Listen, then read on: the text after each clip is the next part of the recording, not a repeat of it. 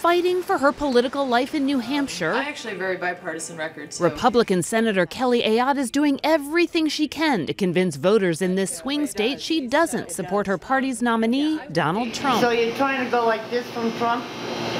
Well, when those tapes came out, I just said, having been a prosecutor, I just can't support that, so. Her opponent, New Hampshire Governor Maggie Hassan, is doing everything she can to remind voters that Ayotte once did. Would you tell a child to aspire to be like Donald Trump? Would you point to him as a role model?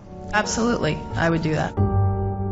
Ayotte is one of a number of vulnerable Republican senators up for re-election this year, each struggling to find the delicate balance when it comes to Trump.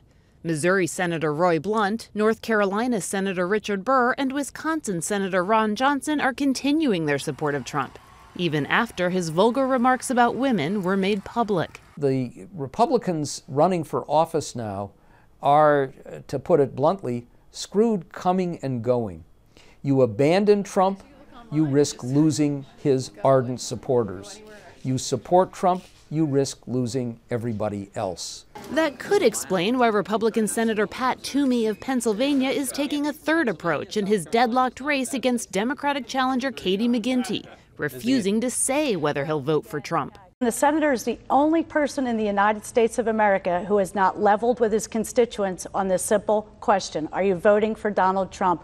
I've been very public about my many disagreements with Donald Trump. I have been willing to criticize him because I think he's a badly flawed candidate.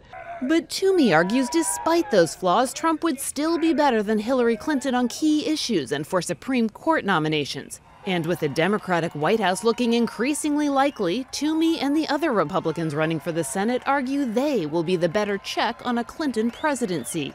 Her unfavorables are almost as high as Donald Trump's. So there is a lot of resistance to Hillary Clinton and possibly an overreach of her agenda. So it is very successful for them to be able to say, listen, we'll be a check and balance on her policies.